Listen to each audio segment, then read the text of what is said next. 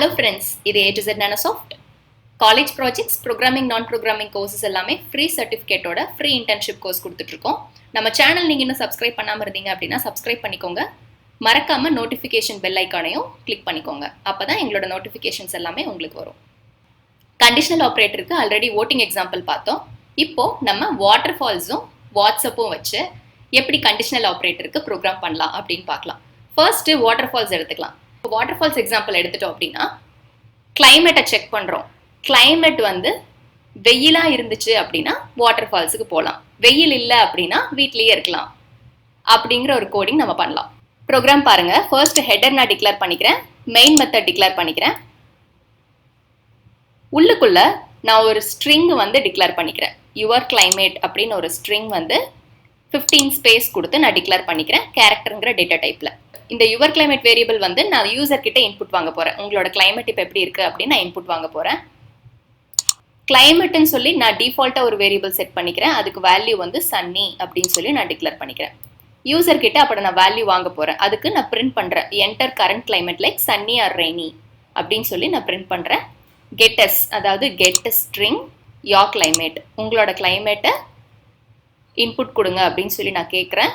அந்த வேல்யூவை ப்ரோக்ராமில் வாங்கியும் வச்சுக்கிறேன் கெட்டஸ் கொடுத்து. அதுக்கப்புறம்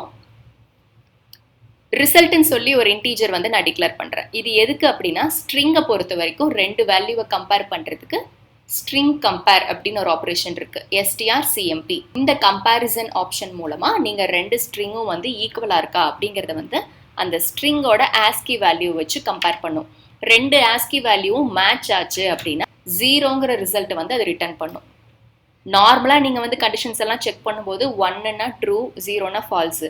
ஆனால் ஸ்ட்ரிங்கை கம்பேர் பண்ணும்போது ஸ்ட்ரிங் என்ன பண்ணும் அப்படின்னா ஆஸ்கி வேல்யூஸ் ரெண்டையும் கம்பேர் பண்ணி ரெண்டு வேல்யூஸையும் சப்ராக்ட் பண்ணும். சப்ராக்ட் பண்ணும்போது 0 இருந்துச்சுன்னா தான் ரெண்டு ஸ்ட்ரிங்கும் ஒரே ஸ்ட்ரிங்குன்னு அர்த்தம். மைனஸில் இருந்துச்சு அப்படின்னா ஃபர்ஸ்ட் ஸ்ட்ரிங் வந்து செகண்ட் ஸ்ட்ரிங்கோட ஆஸ்கி வேல்யூவோட கம்மியாக இருக்குது அப்படின்னு அர்த்தம். அதே மாதிரி ப்ளஸில் இருந்துச்சு அப்படின்னா ஆஸ்கி வேல்யூ வந்து ஜாஸ்தியாக இருக்குன்னு அர்த்தம். இந்த மாதிரி தான் ஸ்ட்ரிங் கம்பேரிசன் வந்து சி ப்ரோக்ராமிங்கில் ஒர்க் ஆகுது. அப்போ நான் ரிசல்ட்டில் வந்து ஏற்கனவே நான் டிஃபால்ட்டாக சன்னின்னு ஒரு கிளைமேட் செட் பண்ணி வச்சுருக்கேன். அந்த கிளைமேட்டுங்கிற வேரியபிள் இருக்கிற வேல்யூவையும் யுவர் கிளைமேட்டுன்னு சொல்லி உங்களோட கிளைமேட் என்னன்னு நான் யூசர் கிட்ட இன்புட் வாங்கியிருப்பேன், அந்த வேல்யூவையும் கம்பேர் பண்ணுறேன்.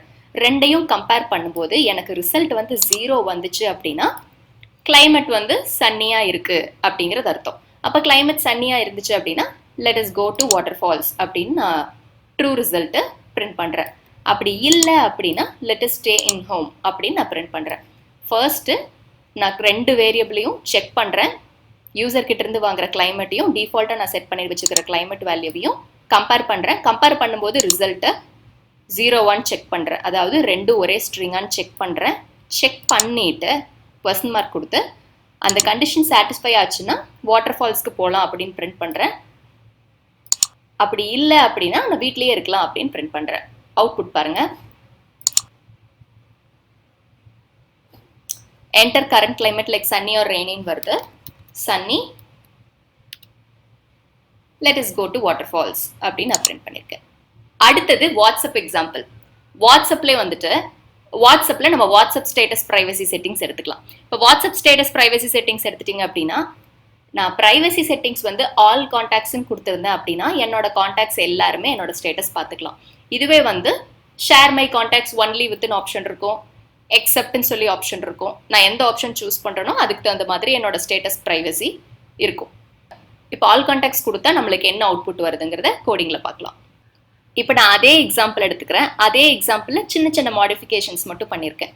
எப்படி ஏற்கனவே இருக்கிற கோடிங்கில் வந்து நீங்கள் வேல்யூஸ் மாற்றி புதுசாக க்ரியேட் பண்ணலாம் அப்படிங்கிறதுக்கு இது ஒரு பெஸ்ட் எக்ஸாம்பிளாக வச்சுக்கோங்க. நான் வந்து யூசரோட ப்ரைவசி செட்டிங்ஸை வந்து இன்புட்டாக வாங்க போகிறேன். டிஃபால்ட் ப்ரைவசி செட்டிங்கில் நான் ஆல் கான்டாக்ட்னு வச்சுருக்கேன். இப்போ டிஃபால்ட்டாக வாட்ஸ்அப்பில் வந்து ஆல் கான்டாக்ட்ஸ் தான் செட்டிங்ஸ் இருக்கும். யூசர் கிட்ட இருக்கிற ப்ரைவசி செட்டிங்ஸை நான் யூசர் கிட்டேயே இன்புட்டாக வாங்குறேன்.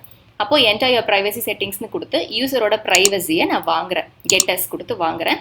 ரிசல்ட்டில் நான் ரெண்டையும் கம்பேர் பண்ணுறேன். டிஃபால்ட்டாக ஆல் கான்டாக்ட்ஸ்ங்கிற செட்டிங்ஸும் யூசர் கொடுத்துருக்கிற ப்ரைவசி செட்டிங்ஸும் மேட்ச் ஆகுதான்னு பார்க்குறேன். மேட்ச் ஆச்சு அப்படின்னா all contacts can see WhatsApp ஸ்டேட்டஸ்னு பிரிண்ட் பண்ணுறேன். அப்படி இல்லாட்டி ஆல் கான்டாக்ட்ஸ் கேனாட் சீன்னு நான் பிரிண்ட் பண்ணுறேன்.